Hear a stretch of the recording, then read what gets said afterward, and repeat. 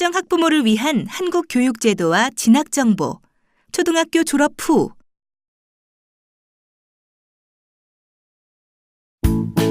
초등학교 6학년에 편입한 보미는 외국에서 살다 왔기 때문에 아직 한국어를 잘하지 못합니다. 그래서 친구들과 이야기하는 것도 쉽지 않고 학교 수업을 따라가는데 어려움이 있죠. 보미에게 학교는 아직도 낯선 곳입니다. 그런데 곧 있으면 겨울방학을 한다는 소식을 들었습니다. 그리고 겨울방학이 끝나면 잠시 학교를 더 다니다가 졸업식을 하고 다시 며칠 뒤에 중학교로 가게 된다고 합니다. 보미로부터 이런 이야기를 들은 아일린은 걱정이 많습니다.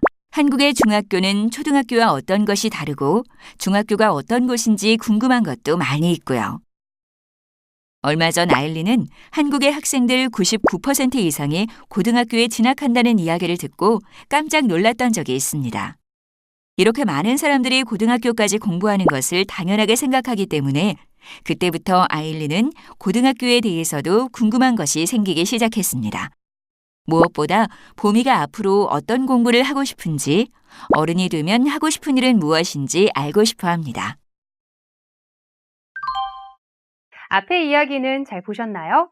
이번 시간에는 보미처럼 외국에서 살다가 한국으로 이주하여 한국어를 잘하지 못하는 경우 한국어 수업을 받을 수 있는 학교에 대해 알아보려고 합니다. 그리고 초등학교 다음 단계인 중학교와 또 그 다음 단계인 고등학교에 대해서도 알아보려고 합니다. 끝으로 보미가 앞으로 하고 싶어하는 공부가 어떤 것인지 또 어떤 일에 관심이 있는지를 알아보는 방법도 살펴보려고 합니다. 그럼 시작해볼까요? 그럼 이번 시간의 학습 목표와 학습 내용에 대해서 알아볼까요? 이번 시간에는 다문화 예비학교와 한국의 중학교와 고등학교, 그리고 자녀의 진로 진학 관련 교육부 정책에 대해서 알아보도록 하겠습니다. 그럼 본격적으로 학습을 시작해 보겠습니다.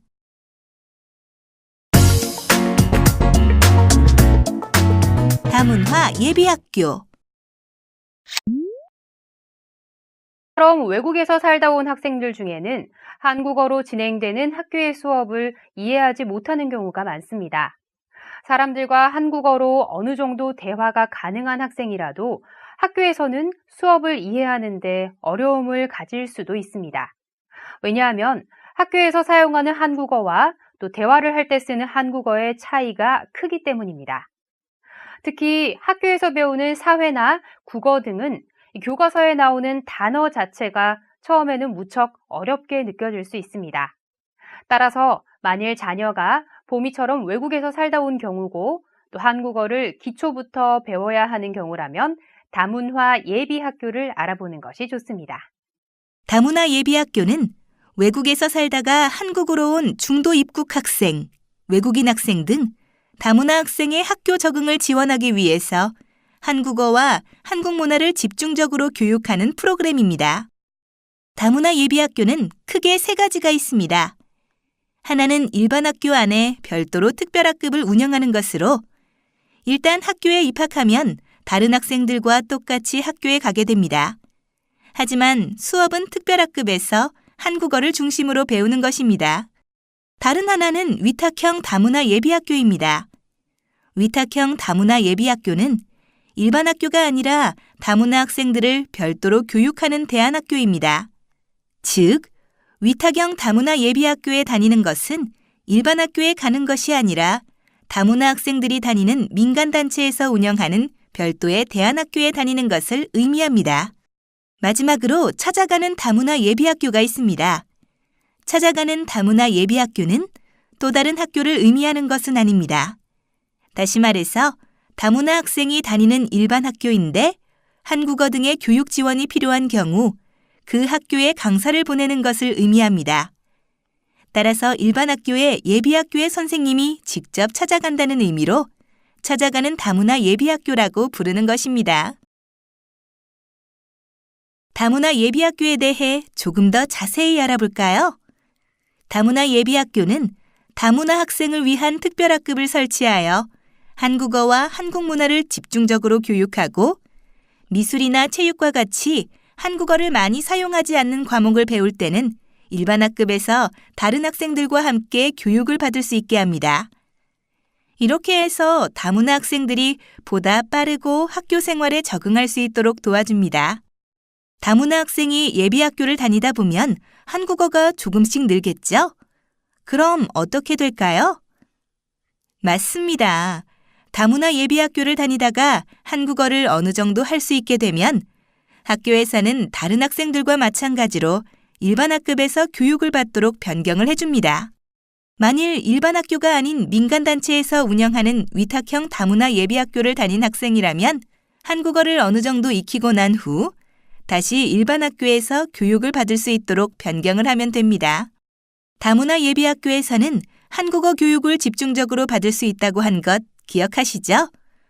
이렇게 한국어를 집중적으로 배우기 위해 만든 것이 KSL, 즉 모국어가 아닌 제2 언어로서의 한국어 과목입니다.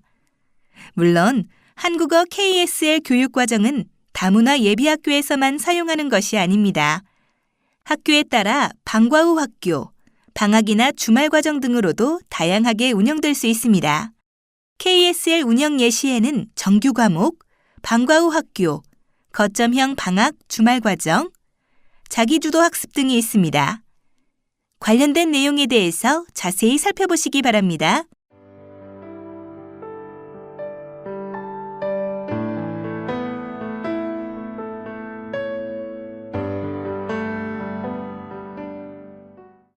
또한 학습 한국어를 어려워하는 다문화 학생들을 위해 교과서에 나오는 단어에 대해 쉽게 이해할 수 있도록 설명해주는 책도 만들고 있습니다.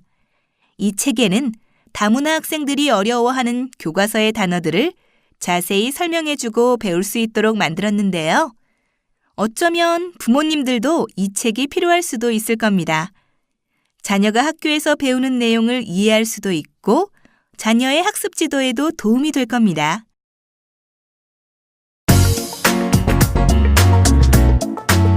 한국의 중학교와 고등학교.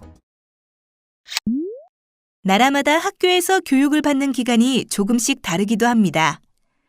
한국은 초등학교를 졸업하면 중학교에 진학하게 되는데 중학교는 총 3년을 다니도록 되어 있습니다. 일반적으로 한국 나이를 기준으로 중학교에 입학하는 나이는 13에서 14세입니다. 그러나 반드시 13에서 14세만 중학교에 입학하는 것은 아닙니다. 오랜 기간 학교를 쉬었거나 외국에서 살다 온 경우에는 15세에 중학교 입학을 하는 경우도 있습니다. 특히 보미처럼 외국에서 살다 온 경우이고 아직도 한국어가 익숙하지 않은 경우에는 중학교 중에 다문화 예비학교가 있는 학교를 알아보는 것이 좋습니다. 그렇다면 예비학교가 어디에 있는지 어떻게 알 수 있을까요? 2017년을 기준으로 다문화 예비학교는 약 120여 개입니다. 따라서 살고 있는 지역이 어디냐에 따라 가까운 학교에 예비학교를 운영하는 학교가 있을 수도 있고 없을 수도 있습니다. 먼저 살고 있는 지역의 교육청에서 확인하는 방법이 있습니다. 만일 경기도에 살고 있다면 전화번호를 검색해서 경기도 교육청으로 전화를 합니다. 교육청에서 전화를 받으면 다문화 교육 담당자를 바꿔달라고 말합니다. 다문화 교육 담당자가 전화를 받으면 지금 자녀가 살고 있는 지역과 자녀의 나이 등을 설명합니다. 그리고 다문화 예비학교 중 제일 가까운 곳이 어딘지 물어봅니다. 학교를 확인했으면 그 학교의 연락처도 물어봅니다. 전화번호를 확인한 후에 교육청 담당자와 전화를 끊습니다. 이번에는 학교에 전화를 해서 다시 한번 자녀에 대해 설명을 하고 학교 방문이 가능한 시간을 확인합니다. 이때 학교에 자녀를 입학시키기 위해 필요한 서류가 무엇인지 반드시 확인합니다. 해서 다시 한번 초등학교와 중학교는 어떤 점이 다를까요? 초등학교와 달리 중학교에서 달라지는 것이 무엇인지 조금 더 자세히 알아볼까요? 중학교가 초등학교와 다른 점은 여러 가지가 있습니다.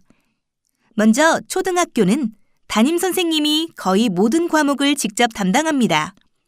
그리고 쉬는 시간에도 담임 선생님이 교실에서 업무를 보는 경우가 있습니다. 그러나 중학교부터는 담임 선생님도 있지만 담임 선생님은 자신이 맡은 과목만 학생들에게 수업을 하고 나머지 과목은 과목마다 담당 선생님이 따로 있습니다. 그래서 처음에 학생들 입장에서는 정신이 없을 수도 있습니다.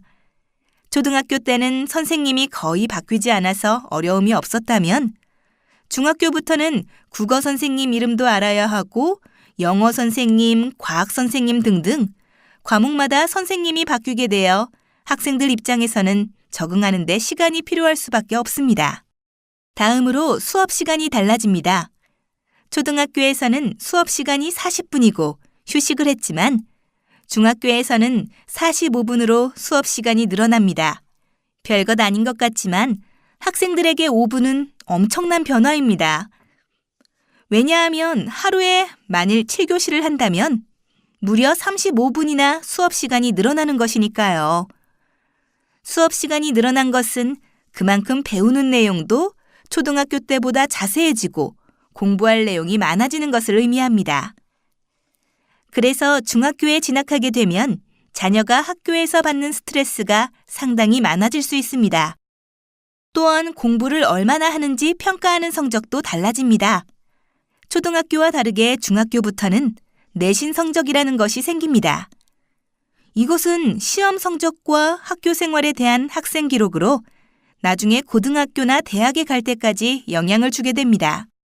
여기서 잠깐! 자유학기제란? 최근에는 자유학기제라는 것이 중학교에 생겼습니다. 자유학기제는 학생들이 자신의 진로에 대해 조금 더 진지하게 생각해보고 자신이 원하는 공부가 무엇인지를 알아보기 위해 학교에서 집중적으로 진로에 대해 배우는 시간을 의미합니다. 자유학기제에 대해 조금 더 알아보고 싶다면 교육부에서 운영하는 꿈길이라는 홈페이지를 방문하는 것을 추천합니다. 홈페이지 주소는 꿈길.go.kr입니다. 이번에는 고등학교에 대해서 간략히 살펴보려고 합니다. 사실 고등학교는 중학교와 크게 다르지 않습니다. 그렇지만 중학교에 비해서 배우는 내용이 더 많아지고 앞으로 어떤 일을 하고 싶은가에 따라 선택할 수 있는 학교의 종류도 다양합니다. 함께 알아볼까요? 한국은 중학교와 마찬가지로 고등학교 과정이 3년으로 되어 있습니다. 한국은 초등학교와 중학교까지는 의무교육 과정이라고 해서 특별한 사정이 없는 한 반드시 중학교까지는 다니도록 하고 있습니다. 그렇다면 고등학교는 안 가도 상관없을까요? 법적으로는 고등학교에 자녀를 진학시키지 않는다고 문제가 되는 것은 아닙니다. 그러나 현실은 좀 다른데요.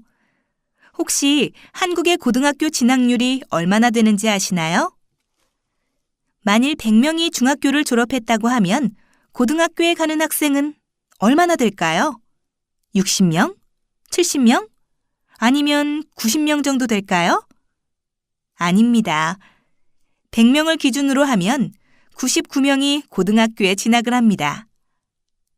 사실상 중학교를 졸업하면 대부분 고등학교에 진학한다고 보는 것이 맞겠죠? 그렇다면 중학교와 고등학교의 차이는 어떤 것이 있을까요? 사실 이번 시간에 모든 내용을 다 포함해서 설명드리기는 어려울 정도로 다른 점들이 많이 있습니다.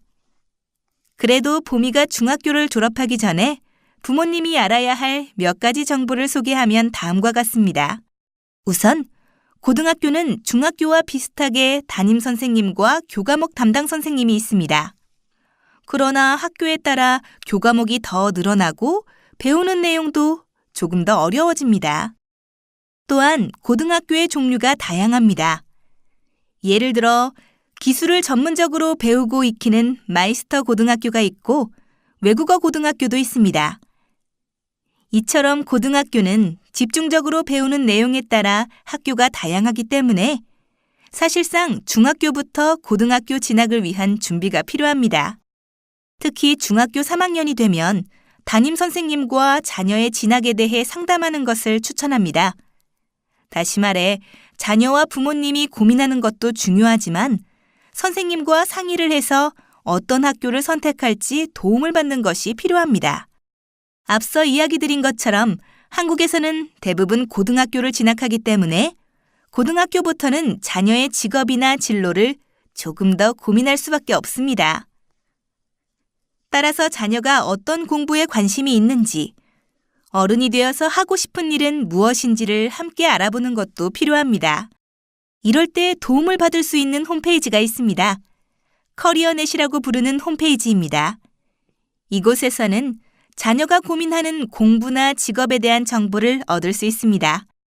또한 자녀가 마이스터 고등학교나 특성화 고등학교에 관심이 있다면 이에 대한 자세한 정보를 얻을 수 있는 홈페이지도 있습니다.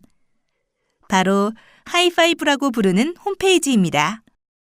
끝으로 다문화 학생을 위한 특성화 고등학교인 다솜학교가 있습니다. 다솜학교는 서울 다솜학교와 충청북도 제천시에 있는 한국폴리텍 다솜학교가 있습니다. 이 두 학교는 모두 다문화 학생을 위한 전문 고등학교입니다. 차이가 있다면 서울 다솜학교는 집에서 학교를 통학하는 형태이고 한국폴리텍 다솜학교는 학생들이 학교에서 숙식을 하는 기숙형 학교라는 점입니다. 다솜학교에 대해서는 인터넷에 다솜학교를 검색하면 홈페이지를 바로 확인할 수 있습니다. 자녀의 진로 진학 관련 교육부 정책. 아일린처럼 보미가 어떤 공부를 하면 좋을지 잘 모르는 경우에는 커리어넷 홈페이지에서 자녀와 함께 진로 심리 검사 등을 같이 해보는 것을 추천드립니다. 하지만 인터넷 사용이 편하지 않은 경우도 많이 있으실 겁니다. 이때는 망설이지 마시고 바로 학교 선생님에게 상담을 요청하는 것이 가장 좋은 방법이라고 할 수 있습니다. 그럼 이에 대해 조금 더 알아볼까요? 자녀의 진로 진학과 관련해서는 앞서 설명드린 커리어넷을 활용해 정보를 알아보는 것을 가장 우선적으로 추천합니다. 혹시 부모님이나 자녀가 이러한 정보를 직접 확인하기 어렵다면 지금 다니고 있는 학교 선생님을 통해서 상담을 받는 것이 좋습니다. 그리고 학교 공부만으로 수업을 이해하는 데 어려움이 있다면 대학생 멘토링을 신청할 것을 추천드립니다. 학교에서 대학생 멘토링을 연결해 주는데 대학생 멘토링 사업은 다문화 학생들의 기초학력 향상 지원을 위해 대학생 멘토가 멘티가 재학하는 학교에 직접 방문하여 멘토링을 진행하는 프로그램입니다. 멘토는 한국어, 기초학습 등을 지도하고 학교 생활 및 진로와 관련한 상담도 진행합니다. 실제로 멘토링 참여자를 대상으로 설문조사를 실시한 결과 멘티는 멘토링 프로그램에 대한 만족도가 높으며 공부에 자신감이 생겼다고 응답하였고 멘토 역시 다문화에 대한 인식이 높아지는 것으로 나타났습니다. 필요하다면 대학생 멘토에게 커리어넷을 활용해 함께 진로 진학 정보를 알아보는 것도 좋은 방법이 될 수 있다고 봅니다. 또한 자녀가 한국어도 충분히 잘하고 학교 공부에도 어느 정도 자신감이 생겼다면 글로벌 브릿지 프로그램에 참여하는 것도 고려해 보시기 바랍니다. 글로벌 브릿지 사업은 다문화 학생을 단순히 지원하고 보호하는 단계를 넘어서 적극적으로 다문화 학생의 재능을 육성하는 프로그램입니다. 다양한 분야에서 조금만 집중적인 프로그램을 지원하면 발전 가능성이 큰 다문화 학생을 대상으로 하는 특별 프로그램이라고 할 수 있습니다. 글로벌 브릿지 사업은 2011년에 시작되어 전국의 17개 지역의 대학에서 운영하고 있습니다.